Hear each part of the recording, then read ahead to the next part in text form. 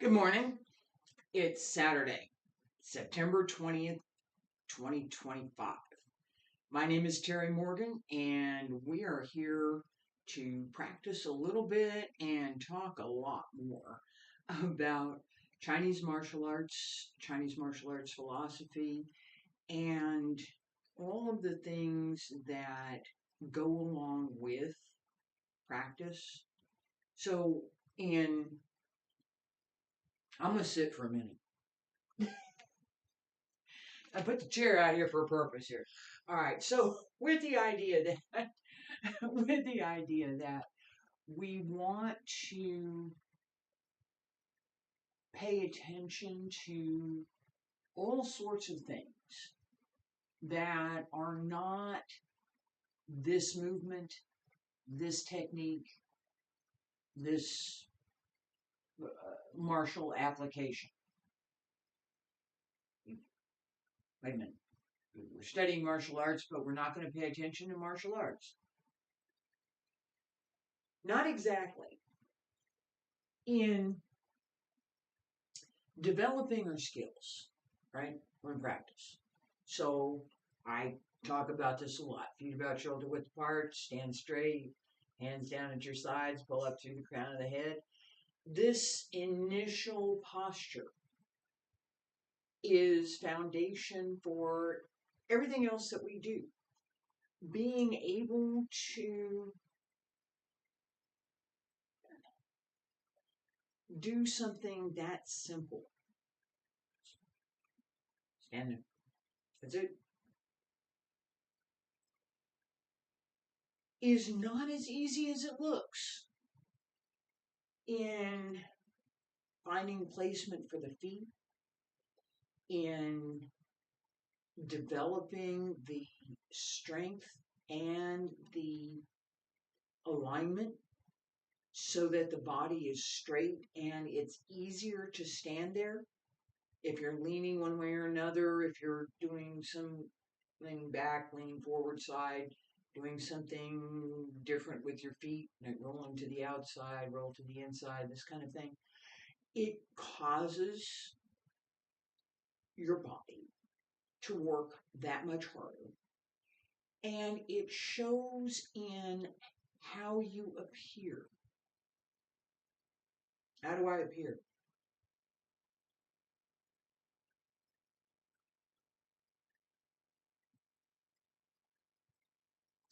There's no tension in my body. I'm balanced. I'm well placed. There's no extra.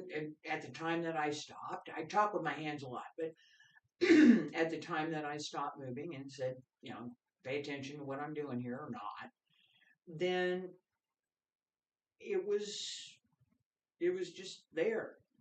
I'm not, if I'm, let's say I'm going to talk, and I did this at the very beginning when I very first started classes. I did.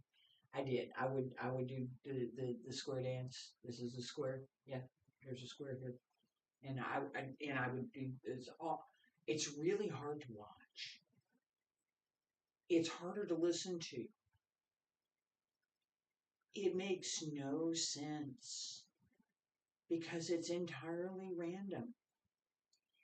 And that was something that I had to pay attention to. So being able to stand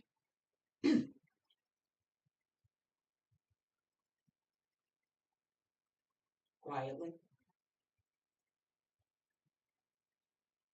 also takes discipline of the mind.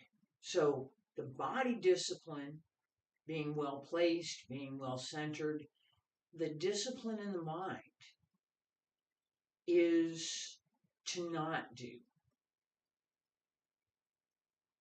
I'm not moving. I'm not. I'm speaking, but I'm not moving.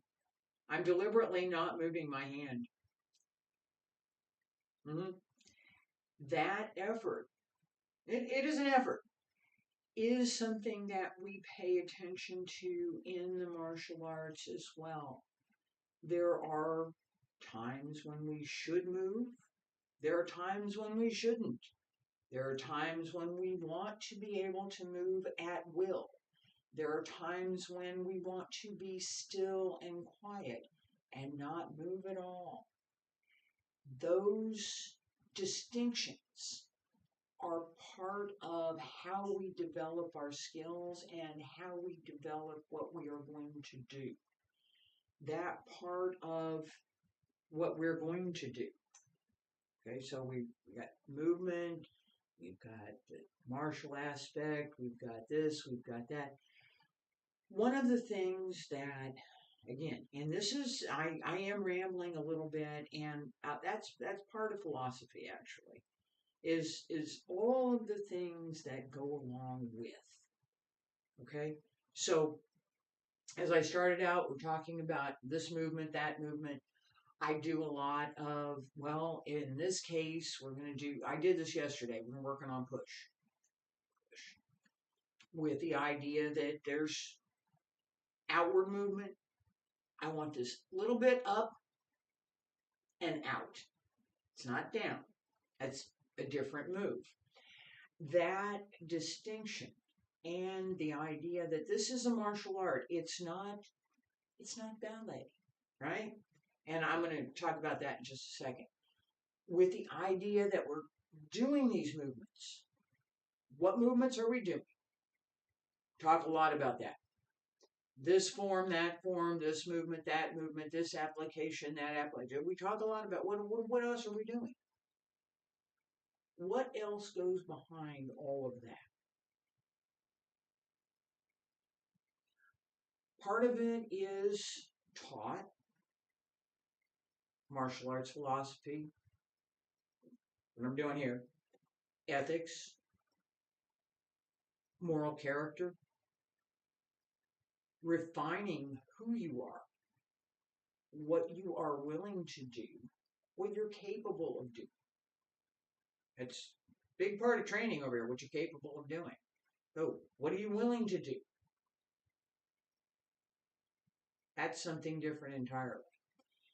And that is part of what we're doing in this class, is we're going to talk about a lot of that. Okay, so in movement, we do push, right? And forward off. This has both press and push on, push down.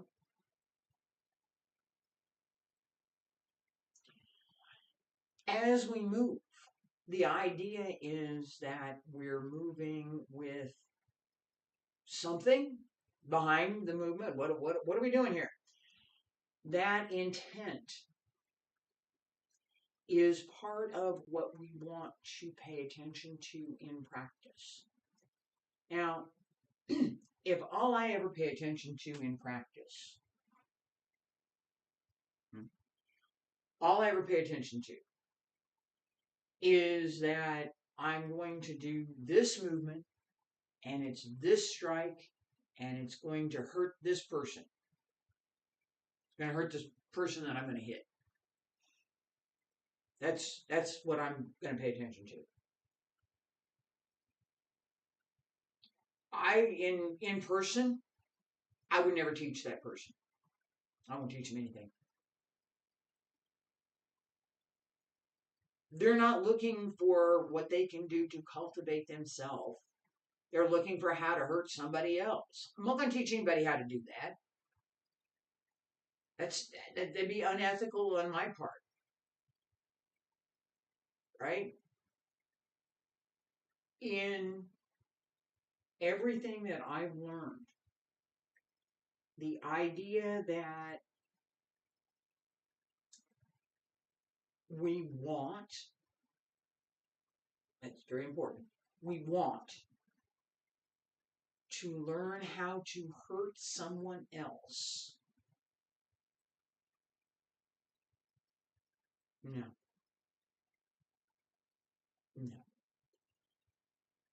Traditionally, the teacher might have a student like that. and realize that student has been given some wrong information. Let me help with that correction, right? Because we don't practice to learn how to hurt somebody else. It's not the goal. It might not be possible. That person might have decided that's the only thing they're going to pay attention to, and that's it. They don't want to listen to anything else. They're not going to listen to anybody. I'm not going to teach that person.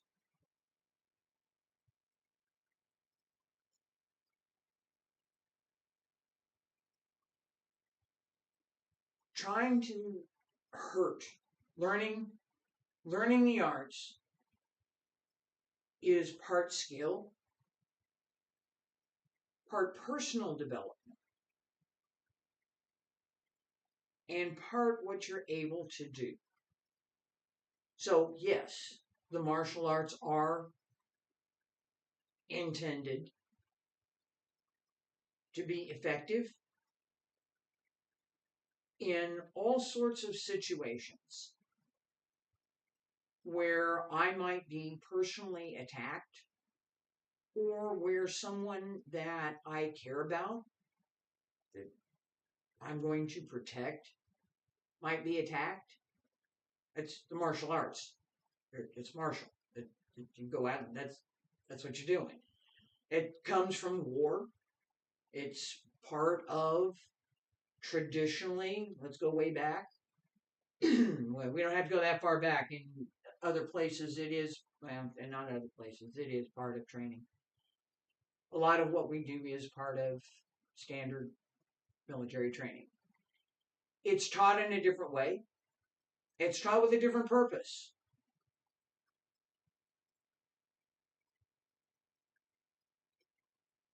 The long-term ethics, the long-term cultivation of the arts, the development of humanity within the person, that sense of being able to do things that are helpful. It's the balance between being able to correct something and being able to cause a problem. I will give you an example here. Here's my knees. Pay attention to my knees here. I've talked about this a lot, that the knees need to be kept straight over the toes. It's not good to push the knee out to one side or another. Okay? If application, this is martial application. If I were to decide that my target is your knee,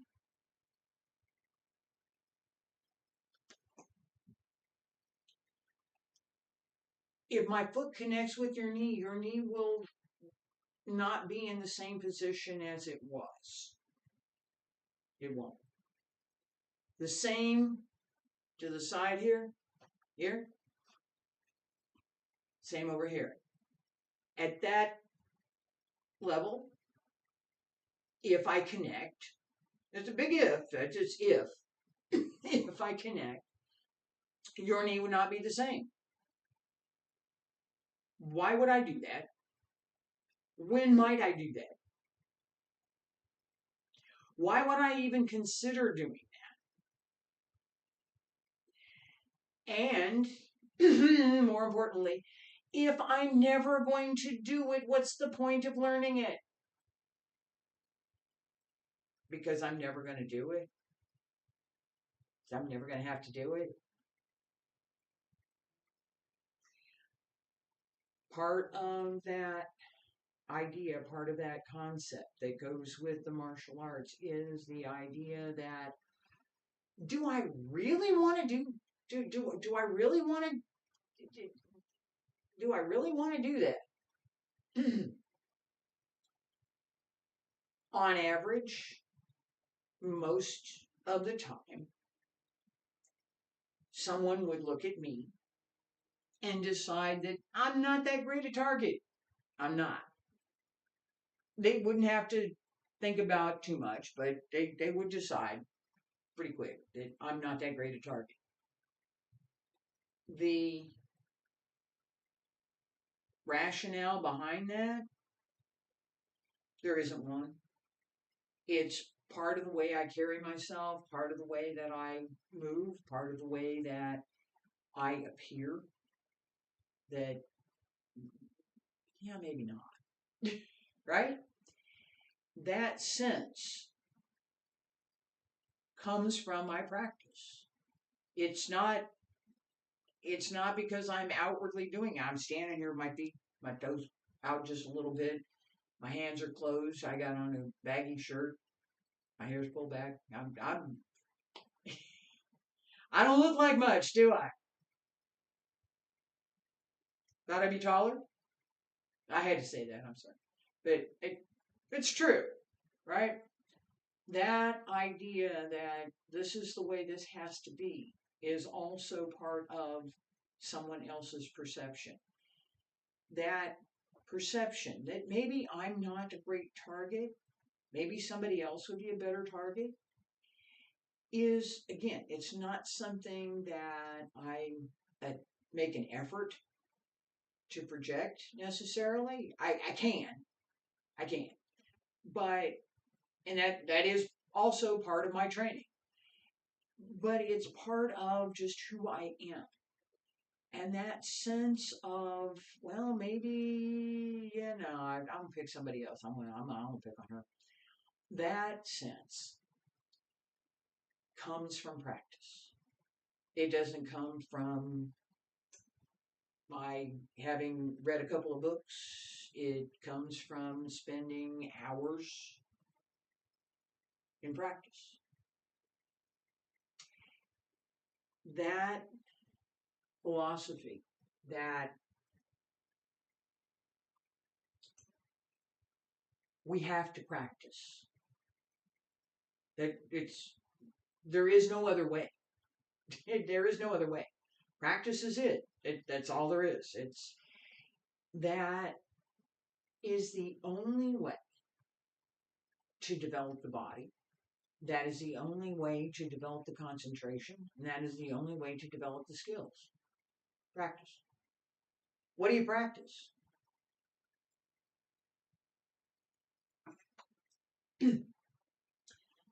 Goes back to what I was talking about with this idea of application and I'm going to hurt somebody. What do you practice?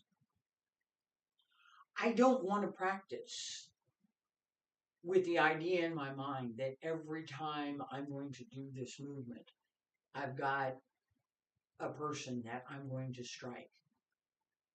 That's not going to help me develop myself. That's not going to help me develop my internal workmanship. That's not going to help me develop any of the interconnections that I want to have.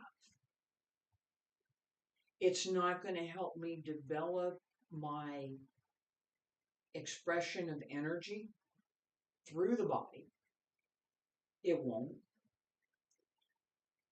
It will help me close all sorts of opportunities for learning because I'm only paying attention to this one destructive thing. I'm not paying attention to circulating the energy. I'm not paying the Jing, internal energy, Jing. Not paying attention to the Qi either, the internal breath. I'm not paying attention to how my muscles are working. I'm not paying attention to how my mind has connected with the movement to help me better develop the physical part of the movement.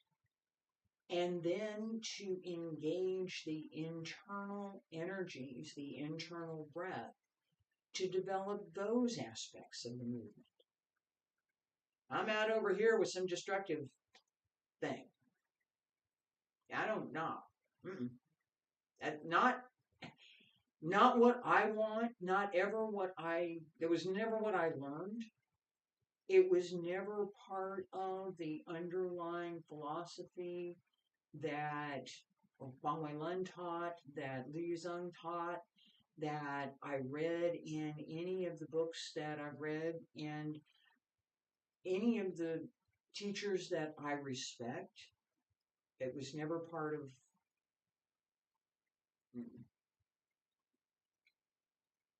Focus on yourself. Focus on what you're doing. Develop yourself. Cultivate yourself. Cultivate that inner body that is calm, that's relaxed, that's comfortable, that is full of energy, that's full of life, that has all of those elements that we want to cultivate in ourselves. So if I'm thinking about hurting somebody, what am I cultivating? I'm serious, what am I cultivating? Not something that any responsible teacher would ever want you to cultivate. If I'm thinking about how to develop my body, how to maintain my flexibility, how to engage so that I could do something if I absolutely had to.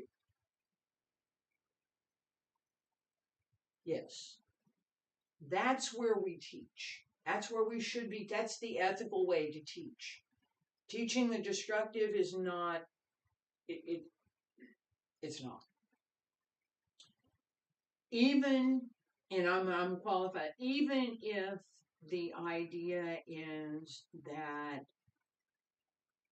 the martial aspect is dominant, that we want to pay attention when we're going to do sound, we're working on sanda, boxing, Chinese boxing, sanda, let's fight, right? That's the, right, you're going to get up in the ring, you're going to fight. There's, it's martial. The same with push hands. If I'm in competition, competition and real world are a little bit different, but if I'm in competition, I'm getting ready to do something to my opponent. I can be polite about it. I can. Because if I am genuinely that much better than my opponent, it's not going to be a match. If my opponent and I are evenly matched, then we get to play. And that's fun. That's a lot of fun. We're not trying to hurt each other. We're looking for openings to show our skill. That type of competition is very, very different than I'm being attacked on the street and I need to do something. Okay? That level is similar in many ways. It's also a different type of interaction, and it requires a very, very different mindset. Okay? Those distinctions are something that are frequently overlooked. I don't know. I've seen a lot. And the distinction between what we want to cultivate, why am I practicing this? And what might I do with it? The cultivation over here, over here, cultivate. Work on the cultivation. This is not something that we really want to cultivate. As we look at long-term practice, as we look at Not what am I going to do next 6 weeks? What am I going to do the next 6 months? What am I going to do for the next 16 years? It becomes more and more important to pay attention to this idea of cultivating yourself, cultivating what you want to retain in your practice. So that as you're working through all of those years, what you develop is something that you want to keep. Developing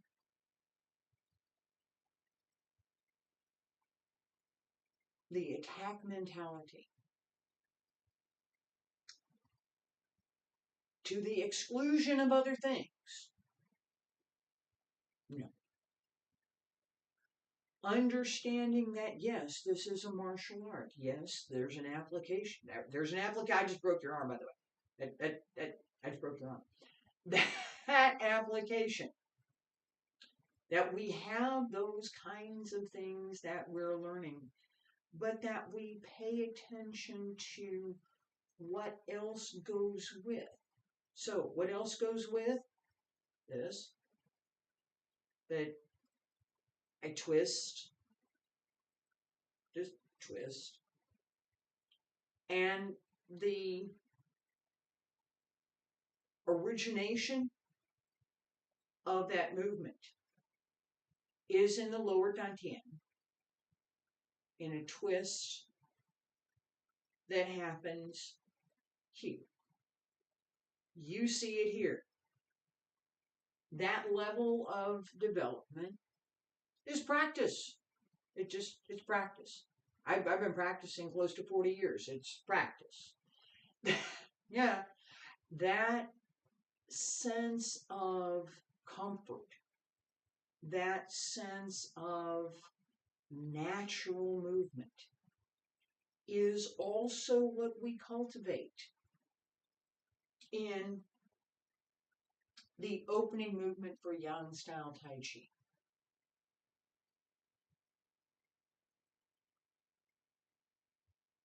Salute, sink, open, raise the hands, press down.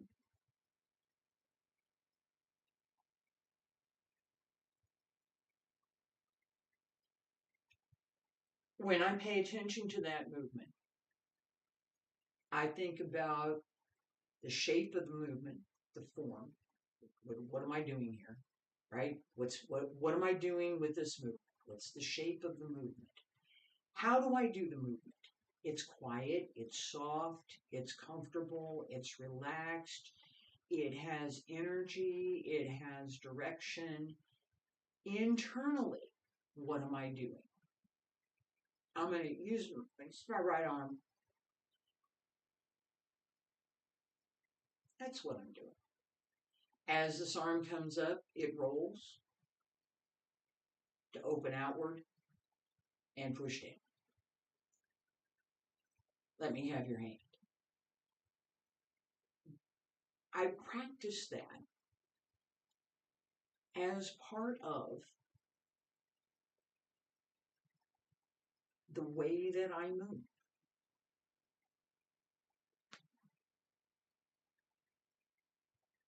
Right here.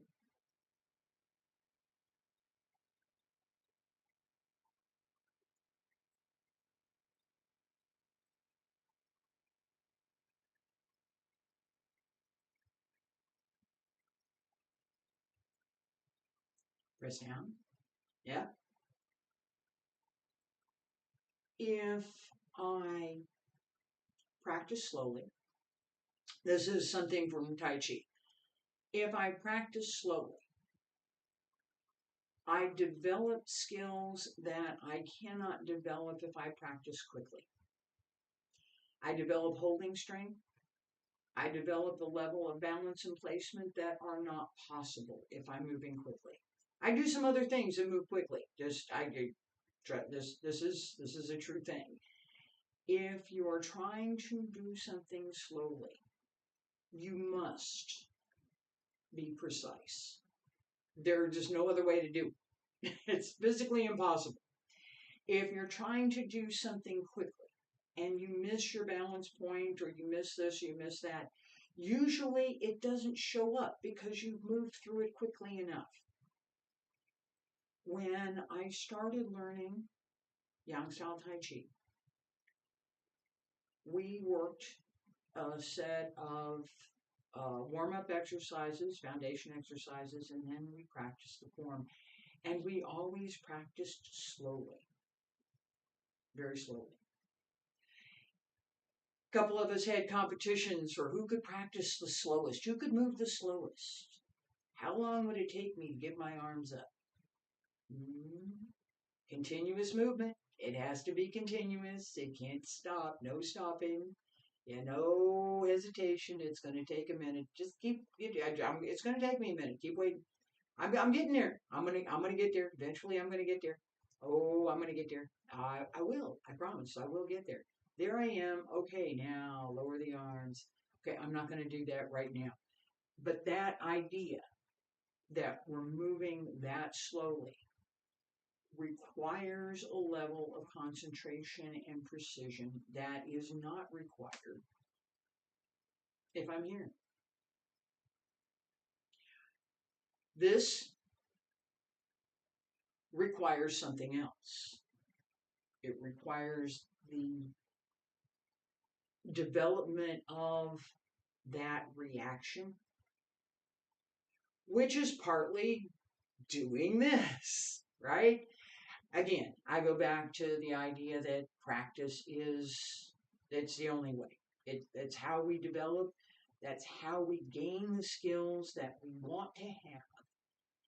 And it's how we learn what to do, what not to do.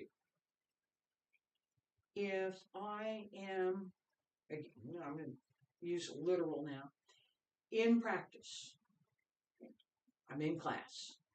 I've got my, one of my shugong,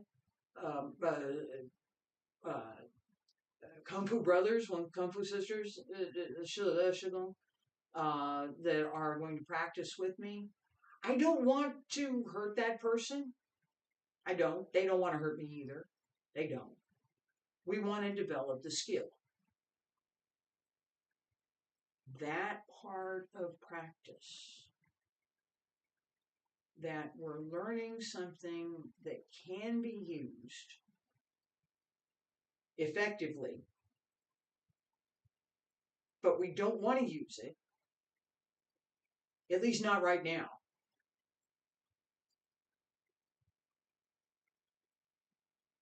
Is part of what we learn in class. That lesson should become part of all of our practice. That idea that I don't really want to hurt this other person. Now, the idea that somebody wants to hurt me, I want to stop them. I don't want that. I don't want that.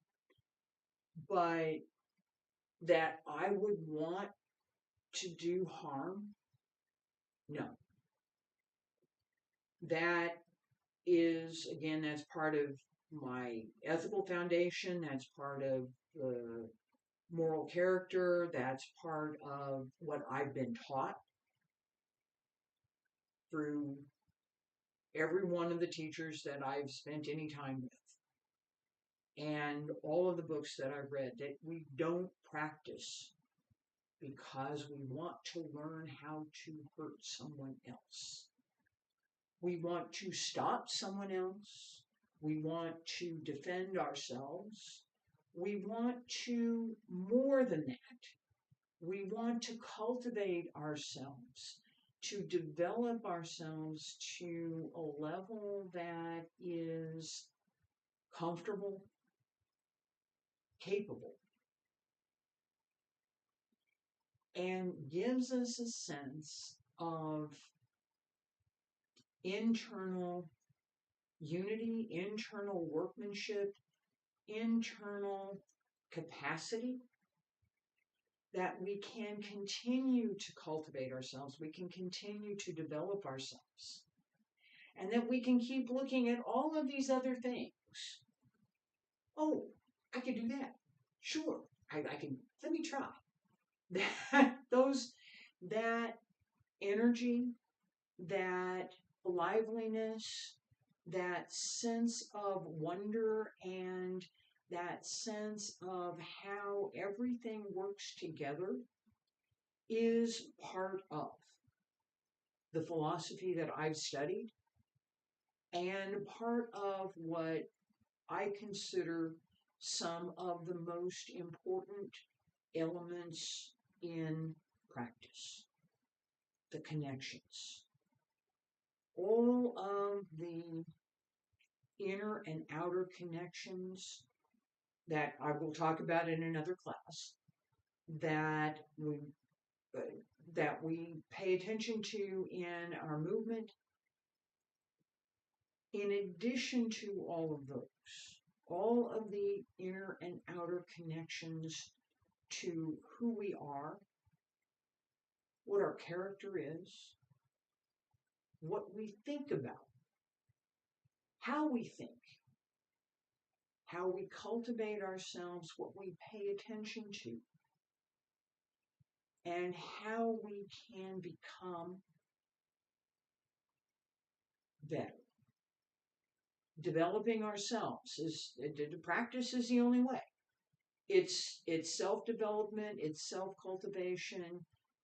What better means to each person is an individual thing. Some of it is